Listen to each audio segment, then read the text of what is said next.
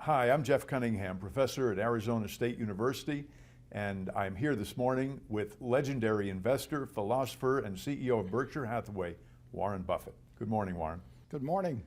My first question for you, I don't know if you've had a chance to Google yourself, but if you Google Warren Buffett, you get 25 million hits. And my question is, you're a sitting CEO, you're wealthier than Midas, but everybody thinks you're a champ. How do you do that? Well, I don't know about that.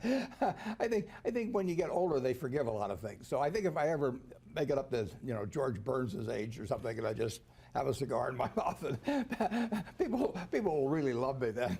You're arguably the most interviewed CEO in history. Is it your ability to communicate that comes from instinct, or is it something you've learned over the years? Well, I certainly learned to speak in public at one time. I was terrified of speaking in public when I was in high school. I avoided any class that would require it, and in college. And then I finally signed up for a Dale Carnegie course. When I got out of school, I realized I had to talk to people, and I spent $100. I got this little diploma. I proposed to my wife during the term of the course, so I really got my money's worth there. But in terms of public speaking, I really had to force myself on that. In terms of talking privately, they couldn't stop me from the moment I started in school or anything. I've always liked to talk. How do you keep up with all the media and information that goes on in our crazy world and in your world of Berkshire Hathaway? What's your media routine? I just read and read and read. I probably read 5 to 6 hours a day. I don't read as fast now as when I was younger, but I read 5 daily newspapers. I read a fair number of magazines. I read 10Ks, I read annual reports, and I read a lot of other things too. So I've always enjoyed reading. I love reading biographies, for example. And you process information very quickly. Well, I have some filters in my mind. So if somebody calls me about an investment in a business or an investment in securities, I usually know in 2 or 3 minutes whether I have an interest. And I don't waste any time with the ones in which I don't have an interest. I always worry a little bit about even appearing rude, because I can tell very, very, very quickly whether it's going to be something that's will lead to something, or whether it's just a half an hour, an hour, or 2 hours of chatter. When I think you wrote in an annual report, it was in 2009, speaking about the country, about the economy, we are certain, for example, that the economy will be in shambles throughout this year. The problem was that wasn't the complete quote. It led the impression that you were unduly pessimistic about the country. How did you respond to that? Yeah, well, I wasn't at all pessimistic about the country. In fact, I wrote an op-ed piece for the New York Times in October of 2008, just when the world was kind of falling apart. And I said the world is going to fall apart for a while, but don't worry about it. We're going to come out fine on the other side. And I said, buy stocks. And I've never been pessimistic about the United States. I bought my first stock in the spring of 1942. I was 11, and if you remember, you don't remember. No one watching this will remember. But we were losing the war at that time, and we were getting totally creamed in the South Pacific, and the Philippines fell, and the Death March at Bataan, and all of that sort of thing. It was not until the Battle of Midway, which was a little later, that things started turning around.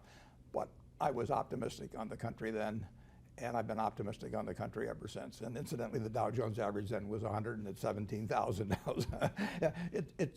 No one has ever been a success betting against America since 1776, and they're not going to be a success in the future doing it either. I know when the Dow hit 1,000, it was a moment of euphoria. Yet, if I'm not mistaken, you plowed in and you even raised more funds. Has the Dow ever felt to you like it was way too frothy? There were a couple of times when it looked too frothy to me, but that's in 50 years. And I gave a talk in 1999, and it's gotten reprinted in Fortune subsequently. And there have been a couple of times when it really looked to me like people had gotten too excited. But even then, I knew that the country would, any marker that we'd established, we were going to surpass later on. And that continues true to today. I mean, this country's just getting started. I was reading a Lincoln quote the other day. With public sentiment, nothing can fail. Without it, nothing can succeed. And of course, he was talking about what led to the Emancipation Proclamation.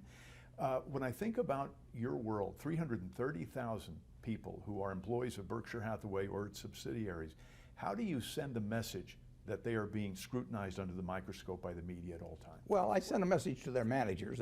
Those 330,000 people work for maybe 70 or so CEOs, and in turn work for me. So my job is to have those 70 CEOs sending out the right message. So every 2 years, I write them a very simple letter. It's a page and a half. I don't believe in 200-page manuals, because if you put out a 200-page manual, everybody's looking for loopholes, basically. But page and a half, it's very hard for them to argue about what I'm talking about. So I tell them, that my reputation, Berkshire's reputation, is in their hands. And not only, and we've got all the money we need. We'd like to make more money, but we got all the money we need. We don't have an ounce of reputation beyond what we need, and we can't afford to lose it. So we never will trade reputation away for money. And they're the ones that are the guardians of that, and that I want them to not only do what's legal, obviously, but I want them to judge every action by how it would appear on the front page of their local paper, written by a smart but semi-unfriendly reporter, who really understood it, to be read by their family, their neighbors, their friends, and it has to pass that test as well. And I tell them I don't want anything around the lines. I tell them there's plenty of money to be made in the center of the court, and I'm 84 and my eyes aren't that good anymore. I can't quite see the lines that well. So just keep it in the center of the court, and if they have any questions, call me. Even the occasional dust-up at Berkshire There will be. is big news. Yeah. And I'll pick on Solomon only because it's history now, it's a good and one. a lot of time to reflect on that. When you think about what you went through there, what advice do you have for a CEO who's on the media hot seat because of a similar situation? Well, there's a couple pieces of advice on that. The first is that when you find out a bad news, correct it, and if it's necessary to report it, then the authorities report it immediately. The big problem with Solomon was not what a fellow named Mosier did, which was to defy the U.S. government, not ever a very good idea, but that could have been handled. But he reported it, he didn't report it. John Merriweather, his supervisor, picked up on it in late April of 1991 and went to the president and the chairman and the chief legal counsel of Solomon and said, here's what this fellow Mosier's been doing. And they all agreed it was wrong. They all agreed it was reportable to the Federal Reserve promptly. And unfortunately, nobody did anything. And then in the middle of May, Mosier went out and did it again. And now you got a terrible problem, because you knew the guy was a bad actor a few weeks earlier, and you hadn't reported it, and now that compounded there, and then you're in a real pickle. So when you find bad news, I say get it right, get it fast, get it out, get it over, and get it right is important.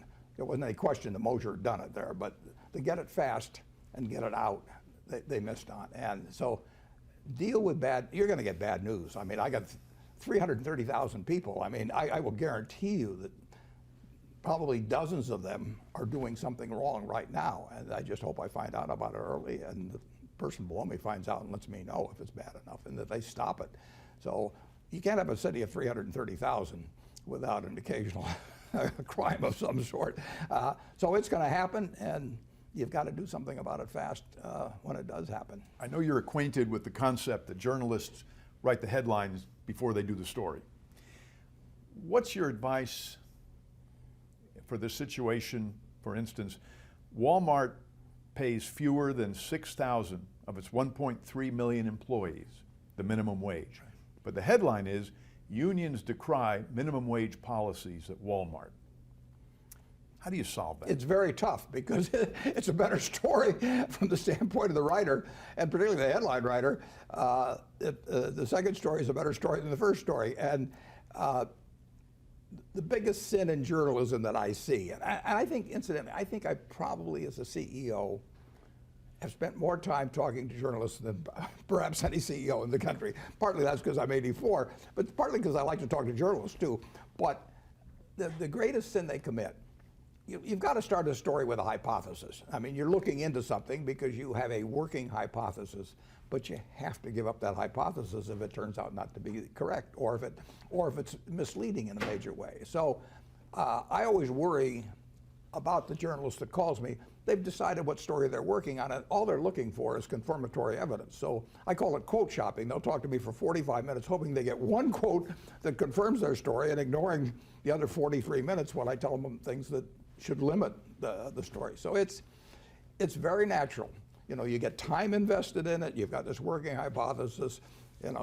terrible what Walmart does with their employees or whatever it may be. And you may have some people who have an interest in it feeding you a lot of material along that line. And once you've invested a lot of hours and your editor knows you've invested a lot of hours, maybe it was the editor's working hypothesis to start with. Now you got to go back and tell him he's wrong or her.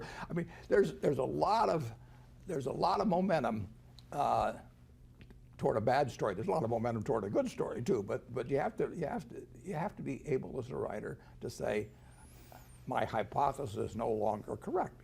And all it was a hypothesis. That's no sin to say that, but it's hard to do. You're referring to what almost feels like ego on the part of the journalist, but there's also the question of an anti-business bias. And I'll just pick on a headline. Billions of penalties later, Dimon, the chairman of JP Morgan, gets a raise. But the truth was that there were billions of penalties, there were fines, there were cuts in salary, the company was turned around, and the salary was restored. Is that too much to ask of a headline writer? Well, I always worry about the headline writers. Of course, the reporter always says, well, I don't write the headlines. And I ask reporters occasionally, I say, you may not write the headline, but before the story runs, you should at least be okay with the headline. I want you to be able to tell me after the story runs that you were okay with the headline, because the headline is what 10 times as many people are going to carry around in their mind later on as the story. So don't tell me you're absolved of everything because you don't write the headlines. And good reporters will do that, incidentally. They don't write the headlines. I know that. But if they feel the headline misrepresents their story, then they've got an obligation to complain to the editor. But going back to the Dimon example, I mean, most of the things that JP Morgan got penalized for were acts at WAMU, which they took over, or Bear Stearns, which they took over. At the time they took over those two institutions, the United States government was on their knees begging them to do it, basically, through the various agencies. I mean, they were doing something that was a public service. That doesn't mean they didn't think they'd benefit by it, but they were totally following through on something that the government wanted to have happen very badly. And they picked up, unfortunately, they wrote those contracts very fast, and they picked up the sins of those organizations which they had nothing to do with. Now, that doesn't mean that JP Morgan hasn't gotten fined for some things they did as well. But overwhelmingly, those were huge fines from the past. And when the government wants to levy a fine, you just salute and smile and say, do it again. Basically, we got fined $290 million at Solomon. If the figure had been 100 million, if it had been 500, there was nothing I could do about it. I had to agree to it, and that's just the way it is. So it could be a little tough, and Jamie Dimon has done a terrific job of running JP Morgan. It was very fortunate for the United States citizens that Jamie Dimon was running JP Morgan during the financial panic. It is true that one reason, we won't necessarily call it haste, but one reason for urgency was the companies they were buying were melting down. They were gone. They'd already melted down. They may not have known it, but they were gone. And they were important institutions. And WAMU came along right after Wachovia, after Freddie Mac and Fannie Mae, and all the dominoes were toppling. And here was another very big domino. And the FDIC could have taken it on, but there would have a lot of problems connected with that. And JP Morgan stepped up. The FDIC did get involved, but believe me, the panic of 2008 would have been far worse if JP Morgan hadn't been there and Jamie Dimon hadn't been running it. There's a media example that hits a little closer to home. You were quoted as being very interested and dramatically changing your opinion on a compensation issue, but that you didn't divulge it to the board. I'm wondering if that was just a misquote or bad fact-checking. I disagreed with the level of options being authorized, which the Coca-Cola company